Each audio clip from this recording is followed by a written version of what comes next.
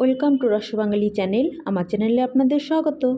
আজ করে দেখাবো আমি মিষ্টি কুমড়ার পকোড়া, মানে মিষ্টি কুমড়ার চপ যাকে বলে সেটা।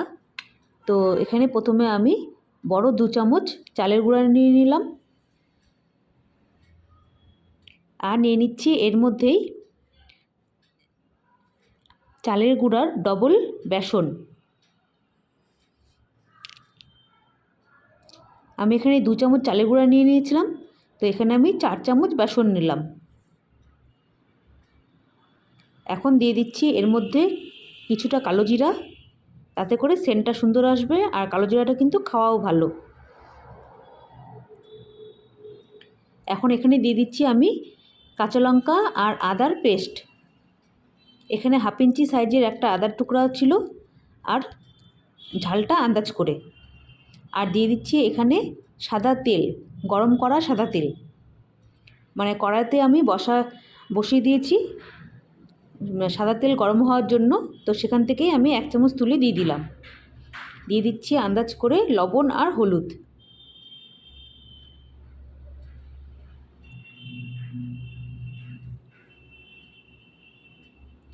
এখন খুব ভালো করে মেখে নিতে হবে।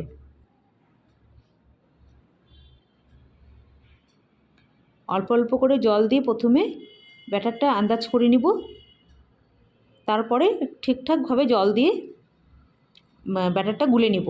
বেশ একটু গাঢ় গাঢ় করে গুলতে হবে, আর খুব ভালো করে ফেটাতে হবে।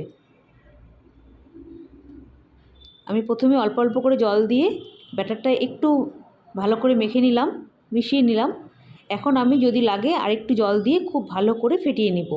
যত ভালো ফেটানো হবে খেতেও কিন্তু ততটাই টেস্টি হবে আর মুচমুচে হবে। আর এর মধ্যে যতটা সুন্দর ফেটানো হবে কালারটা চেঞ্জ হয়ে যাবে।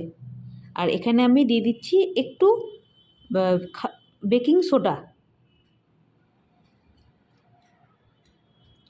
এটা অপশনাল, এটা নাও দিতে পারেন। তো আমি একটু দিচ্ছি, কারণ এই বেকিং সোডাটার কারণে কিন্তু অনেক সময় গ্যাস অম্বলের সমস্যা থাকলে সেগুলো হয় না। তো খুব ভালো করে ফেটিয়ে নিচ্ছি। দেখুন ফেটানোর পরে কিন্তু কালারটা অনেকটাই চেঞ্জ হয়ে গেছে। তো এখন একটা কড়াই বসিয়ে কড়াই দিয়ে দিলাম বেশ কিছুটা সাদা তেল। তেলটা গরম হয়ে গেছে। প্রথমে আমি একটি দিয়ে দেখব। এখানে আমি বেশ মোটা মোটা করে, একটু খুব বেশি মোটাও না, দেখে বুঝতে পারছেন সেরকম করে আমি মিষ্টি কুমড়া কেটে নিয়েছি, বেশ একটু লম্বা লম্বা করে। তো এখন আমি প্রথমে কড়াই একটা দিয়ে দিলাম, দিয়ে দেখছি কেমন হয়েছে। দেখুন কত সুন্দর হয়েছে। তার মানে আমার মাখানোটা একদম পারফেক্ট হয়েছে, কোনো কম বেশি নাই। এরপরে আমি এখন বাকি সমস্ত পকোড়াগুলো ভেজে দেখাচ্ছি। এটা তুলে নিলাম, এটা হয়ে গেছে। এখন আমি এই তেলেই একটা দুটো করে করে দিয়ে দিয়ে সমস্ত পকোড়াগুলো ভেজে নিচ্ছি। দেখুন দু সাইডে কী সুন্দর হয়েছে, একদম কোনো জায়গায় ফাঁকা নেই। এটা একদম পারফেক্ট গুলে গেছে, গোলানো হয়েছে।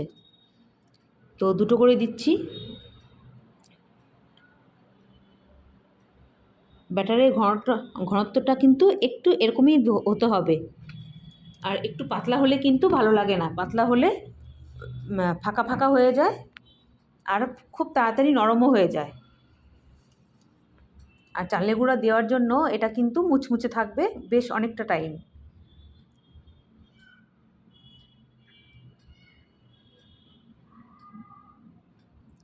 এরকম করে আমি সমস্ত মিষ্টি কুমড়ার পকোড়াগুলো ভেজে নিচ্ছি, ভেজে নিয়ে আপনাদের দেখাচ্ছি।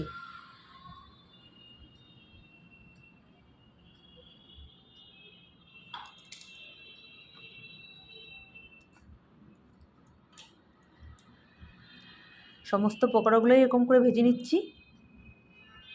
খুবই টেস্টি হয় এই মিষ্টি কুমড়ার পকোড়া খেতে। গরম ভাতের সঙ্গেও খাওয়া যায়, বা বিকেলে চায়ের সঙ্গেও খাওয়া যায়, খিচুড়ির সঙ্গেও খাওয়া যায়, যে যেরকমভাবে পছন্দ করে। কিন্তু মিষ্টি কুমড়ার পকোড়া অ্যাকচুয়ালি খেতে খুবই ভালো লাগে, সে যেভাবেই খান না কেন।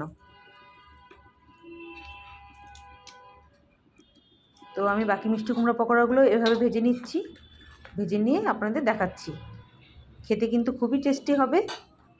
আমি সমস্ত পকোড়াগুলো ভেজে নিলাম, আরও কয়েকটা বাকি ছিল। তো হয়ে গেল আমার মিষ্টি কুমড়ার পকোড়া একদম পারফেক্টভাবে। ভালো লাগলে লাইক করবেন, শেয়ার করবেন, কমেন্ট করবেন আর অবশ্যই